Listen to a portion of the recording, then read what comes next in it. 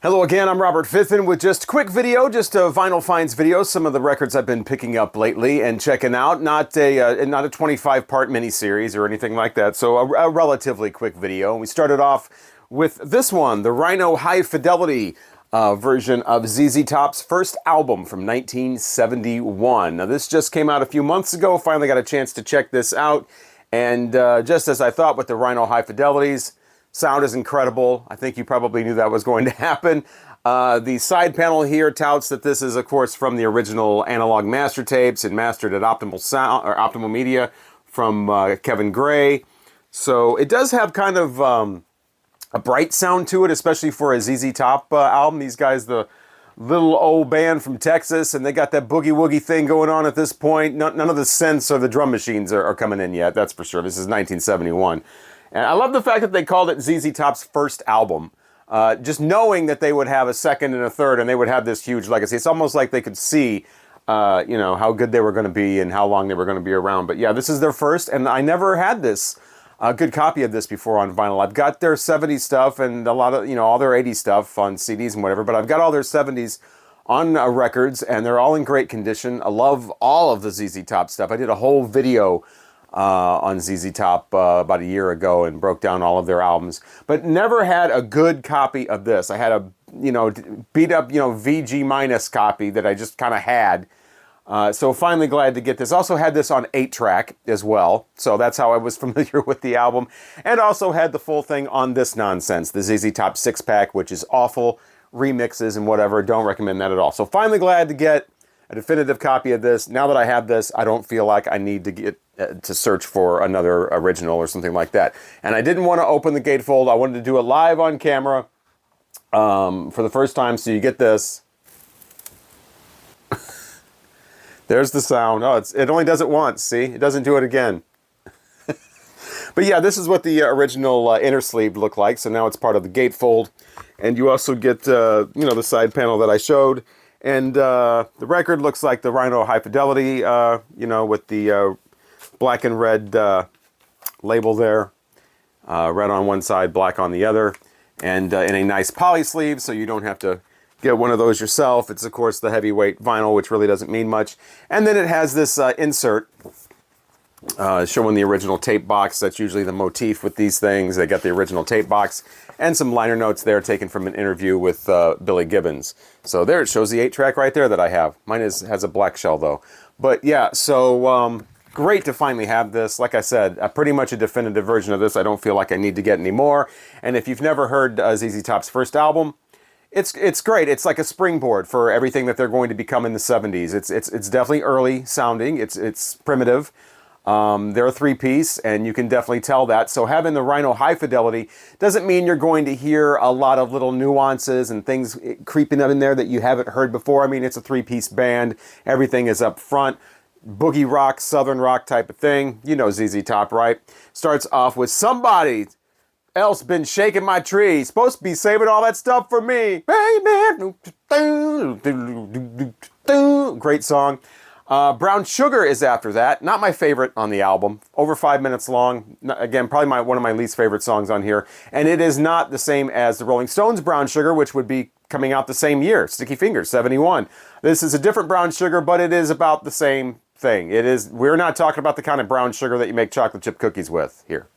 Unless you make chocolate chip cookies with, well, that would be some, I don't know how you'd make chocolate chip cookies with that, but we're going to move on. Brown sugar, yeah, so you have that on here. You have the side one kind of, I prefer side two. I think some of the songs on side one are just kind of, they're decent, but they're kind of there and forgettable, like Going Down to Mexico and Swank especially. But Neighbor Neighbor kicking off side two, that's definitely a highlight on here. They get a little funky on that one. I love that song, always have. Certified Blues is one of the better blues songs they do. I'm reading the song titles off of the the side panel here because they're actually easier to read than on the back cover here.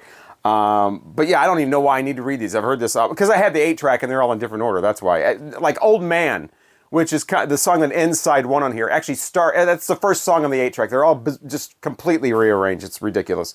Bedroom Thang, not really about a bedroom, but it's a thing. And Just Got Back from Babies is kind of a lighter, just straight up boogie thing. And Backdoor Love Affair is a great, excellent blues song on here. A little up-tempo thing going on. One of my favorites on here. That is the song that they pulled off here to put on the Best of ZZ Top, the 1977 compilation of their early stuff, Backdoor Love Affair. So you might know that one from that album if you don't have the first album. But yeah, definitely recommend this. Just like, you know, I've never been I only have like 3 of the Rhino Hi-Fidelities, so I'm not an expert on these. I didn't get any of the jazz ones, surprise. But have never been disappointed with these, and they don't cost too much. I mean, this one you can get a brand new copy on this from Discogs or probably in your store or whatever for 32 bucks. So great price on these Rhino Hi-Fidelities. Definitely worth it. Well packaged, nice hard, you know, tip-on jacket there. Glossy though. That's the only thing. It's they keep doing these glossy covers. I'm not a big fan of that. But yeah, ZZ Top's first album, definitely recommended, especially if you're a ZZ Top fan. You got to get that because you got to go back to where it all began. And it began in a great place. Like I said, a few kind of forgettable tracks on there, but you can expect that. But overall, an excellent listen and sounding great because it's Rhino Hi-Fidelity. Up next is Gypsy in the Garden, another album from 1971. But this is their second album, and you don't want to hold it this way because the record will fall out. So it's one of those gatefolds that open at the bottom. There you go. It's got a hole in it, so you can see that there, and then you open it up and it does that. So has all the lyrics, and then the back just continues the pattern on the front. Nice purple cover there. This has recently been reissued as well on a purple vinyl reissue, so that's not the original inner sleeve. Need to put that in there the way it should be going, like that. But yeah, Gypsy's great. I never had this one. I've had this one, you know, since the 90s. This is their classic debut double album here. I mean, a lot of people in the Midwest are all about Gypsy. They're a Midwestern classic rock favorite. And they're from St. Paul, Minnesota, and they definitely have that Midwestern hippie rock early 70s sound. It's not exactly psychedelic. It's not exactly progressive. It's not exactly love and peace and flower child. It's hippie, Midwestern hippie. And if you don't know what that is, that's more of an earthy kind of thing. They do have a little bit of you know, introspective lyrics, you know, finding yourself and, you know, finding that special love and getting in touch with nature and things like that. But it never goes off into the cosmics. It's earthy in both the sound and the lyrics. Everything is very down to earth, and that's the Midwestern hippie vibe. And Gypsy definitely have that. In the Garden is great. You know, the tracks on here, like Around You, great way to start it off. A little bit of a boogie thing going on with that one. Lots of nice organ going on. Great 1971 feel on that. And then you got Reach Out Your Hand, which has this groovy little guitar riff. You know, not like a hard electric guitar or anything like that. Just easy going thing there. And then, far as you can see, that's in 2 parts. The first part is, you know, 12 minutes long, so it's this epic thing to start to end side one, and that goes on and on and on and on. But it's nice. It's just that nice feel good kind of like laid back kind of music that kind of gets a little more rock and a little more up tempo as it goes along. But far as you can see, part 2 is what starts side 2, and that's the one that's an instrumental. That's the killer one, man. They got these drums that come in. It's not exactly a drum solo because there's music going on, but the drums are pushed way out front, very clear sounding. Going to sound great just popping out of your speakers. They got that real earthy early 70s drum sound. I absolutely love it. And probably my favorite track on here, even though it's probably not a lot of people's because it's the instrumental, but then the guitar comes in. So it's basically you got the drum thing and the guitar thing following that. So easygoing stuff on here, kind of laid back, but still rock oriented, especially that first track with the organ pounding on there. So definitely check this out. Like I said, it's been reissued on purple vinyl. I don't know how the reissue sounds. When the reissue came out, and a lot of people were talking about it, especially at the record store and everything, and being really excited about it, I'm like, man, I like their first album. Why did I never get their second one? Why did I never check this out? So I streamed it a couple times, like, yeah, I got to get this. And then finally found an original of this. So glad to finally have some more Gypsy. They only had 4 albums. So they've got 2. They moved over to RCA for the 2 that followed this. I see Antithesis everywhere. That's the 3rd one, so I might pick that up eventually. Don't really ever see the 4th one too many times, but moved over to RCA. And I think that, you know, those 2 albums aren't as good as the first 2. But this is the stellar one. If you don't have anything from them, you definitely want to start with this one and then go for In the Garden. from Gypsy. Up next, a couple of early 70s soul albums, and this one is from Candi Staton. This is her second album from 1971 called Stand By Your Man, and this is on the Fame label, so you know you're going to get some quality here with that label, and certainly with the name Candi Staton, if you're not familiar with her. She was around for a while, especially in the 70s. She had Young Hearts Run Free, was like more of a disco hit later on, but she was more into the soul thing, kind of a Memphis soul type of sound. Candi Staton, even though she's from Huntsville, Alabama. And yeah, of course, the album starts off with the cover of Tammy Wynette's Stand By Your Man. Not my favorite track on here at all, so let's just move on from that. She's got some great tunes on here, especially the one that opens side 2, the ballad called He Called Me Baby, written actually by Harlan Howard. So, you know, another country kind of thing there going, but she definitely puts her spin on that, and it's definitely one of the top tracks on here. It's really soulful, just gut-wrenching ballad about, you know, love lost, he's gone, she's upset, that type of thing. You know, another one, I'm just a prisoner of your good lovin'. She's in these bad relationships, but she just can't get free because of that good lovin'. That type of thing. Mr. and Mrs. Untrue, you know, they're not being faithful to each other. You know, at this point, at the end of side 1, she's just too hurt to cry at this point. So she's got a lot of the kind of lost love, kind of bad relationships on here. How can I put out the flame if the fire won't stop burning? You know, another one where it's like, man, she's in a bad relationship, but that lovin's just too good. Ends with a little funky thing called freedom is just beyond the door. So, you know, all she's got to do is walk out, but still can't bring herself to do it. Candi Staton, she has been in some bad relationships. She's got a history of some unfortunate, you know, domestic situations, domestic violence situations that she's talked about in length in interviews, and actually has become an advocate for, you know, awareness of that type of thing. But so much for the stand by your man thing. Shouldn't be standing by your man if he's doing all that to you. And she's been married 6 times. So stand by your man, done by her, doesn't really ring true. Not the best track on here. Leave that one to Tammy Wynette. But as far as a lot of the other songs on here, very stellar stuff in that nice early 70s soulful groove on here. Definitely check out, if you're not familiar with her, some Candi Staton. This is the second or third album that I've heard from her, but this is so far the only one that I own. Always looking for her albums, but they're very, very difficult to find, at least where I'm always looking. And when you do find them, they're usually kind of roughed up or whatever. But a little bit of ring wear on this one, but the record is in excellent condition. So glad to finally pick up some Candi Staton and Stand By Your Man. Also, Laura Lee, she's got her Women's Love rights. This is on the Hot Wax label, which is still one of my favorite label artwork designs. Still love that. But yeah, Women's Love rights from Laura Lee. With a title like that, you can tell this is from 1972.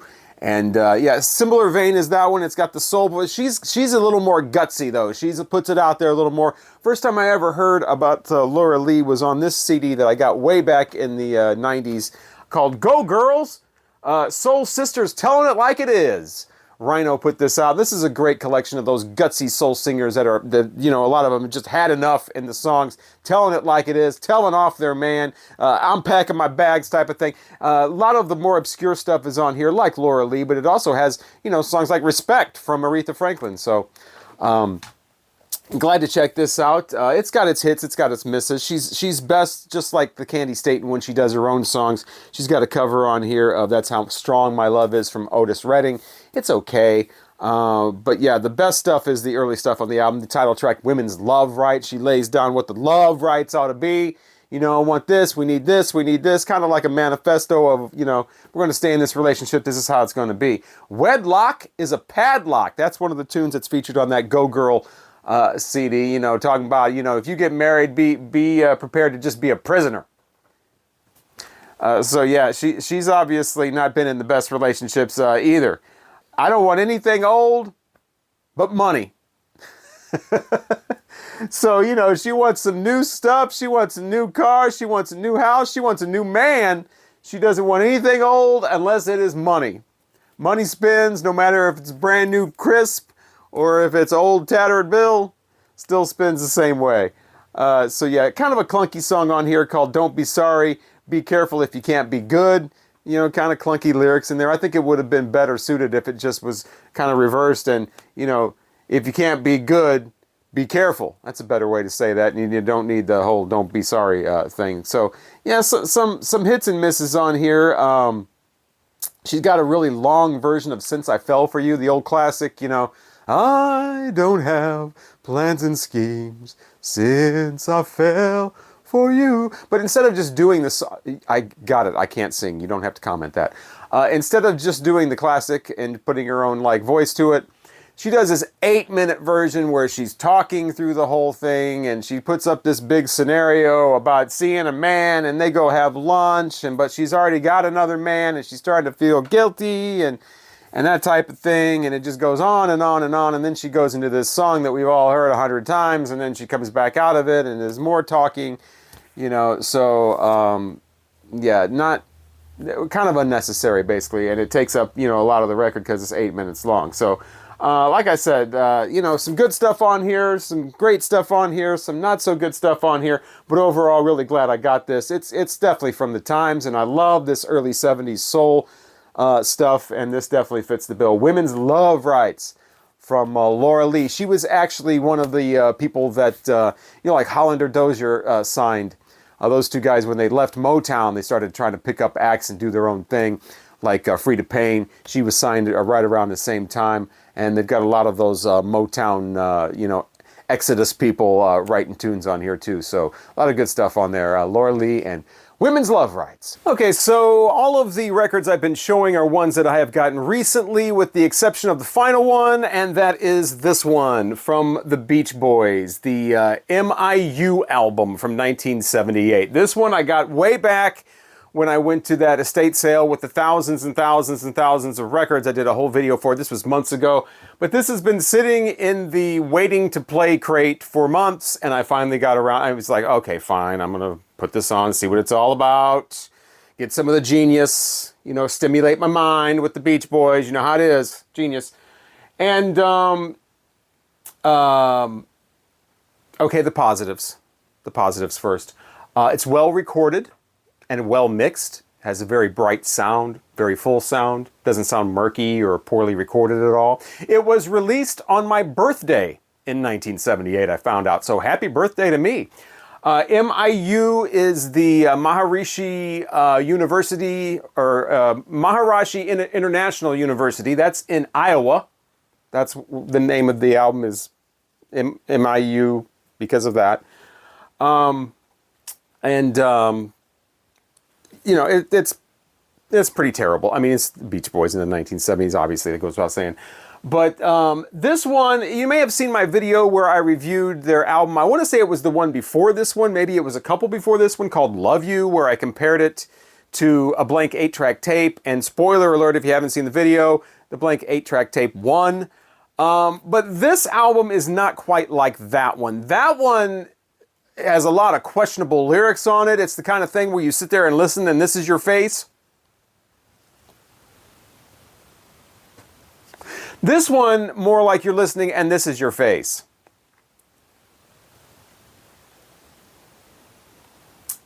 A lot of the songs on this album sound like something that would be made for a TV series in the 70s that's based on the 50s, something like Happy Days based on the 50s, really generic sounding like 50s knockoffs, things that somebody would have put out in the 70s. Sounds like the type of thing. For people in the US, did you go to Six Flags? Do you have a Six Flags near you, an big amusement park like that, where they have like all the roller coasters and everything, but they also have little theaters where, you know, like the Arkansas Clodhoppers put on a show, and hey, it's time to go back to the 50s with your favorites, like the Vikings. Come go with me, I need you, darling, so come go with me. If you knew Peggy Sue, hey, then you know why I feel blue without Peggy. My Peggy Sue, hey, whoo. They do those two covers, because they didn't get enough of the covers on their 15 Big Ones album. They got to do some more covers on here. A really mid-tempo, really mid-level version of Peggy Sue that's completely unnecessary. And like I said, Del Vikings cover, Come Go With Me, is on here. I don't know why. This album starts off with a song called She's Got Rhythm. And the very first thing you hear when it starts is Brian Wilson going, It's just this ridiculous falsetto that's completely obnoxious and just comes busting right out, and it's over the top, and it really sets the mood that, my God, this is a Beach Boys album, isn't it? Yes, it is. And from the 70s.